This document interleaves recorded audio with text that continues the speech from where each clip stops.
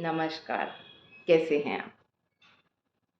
एक बार एक बिच्छू को नदी पार करनी थी।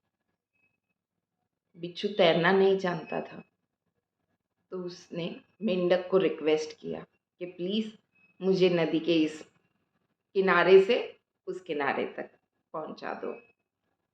मेंढक ने इनकार कर दिया। क्यों? क्योंकि बिच्छू डंक मारता है।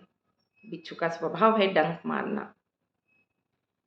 बिच्छू बहुत रिक्वेस्ट करने लगा कि नहीं, प्लीज़ मुझे छोड़ दो सामने के किनारे पे, मेरा वहाँ जाना बहुत ज़रूरी है। मेंढक ने कहा नहीं, मैं ऐसा नहीं करूँगा। बहुत कन्विंस किया बिच्छू ने कि चाहे कुछ भी हो जाए मैं तुम्हें डंक नहीं मारूँगा। लेकिन मेंढक काफ़ी समय तक नहीं तैयार हुआ कि नहीं, मैं तुम्हें नहीं छोड़ूँगा।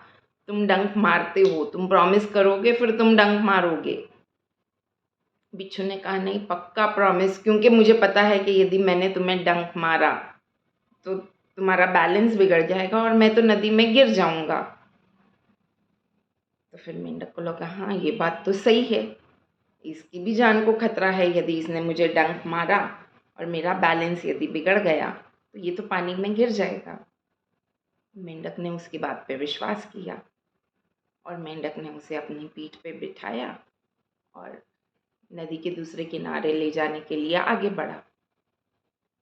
मझधार में जब पहुंचे और बिच्छू का एक्साइटमेंट बढ़ रहा था, खुशी कि भैया वो जा रहा है दूसरे किनारे, और जैसे ही मझधार में पहुंचे वैसे ही बिच्छू ने मेंढक को डंक मार दिया।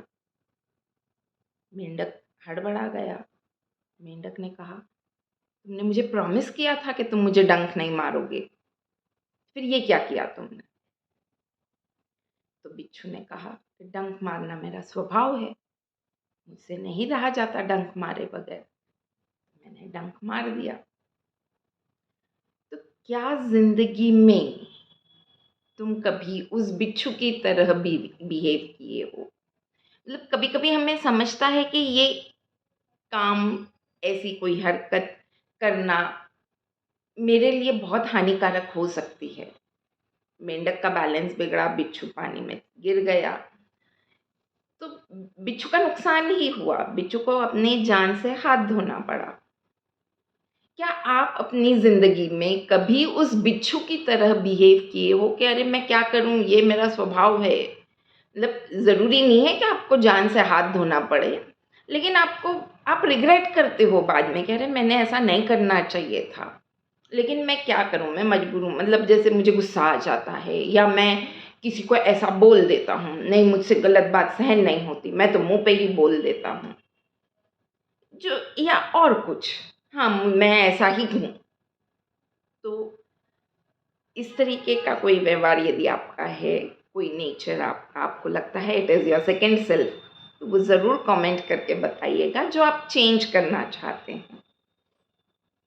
या कभी आप उस मेंढक की तरह बिहेव किए हो जिसको पता है कि बिच्छू का स्वभाव है डंक मारना, लेकिन फिर भी वो बिच्छू की बात में फंस गया और उसको नदी पार कराने के लिए ले गया।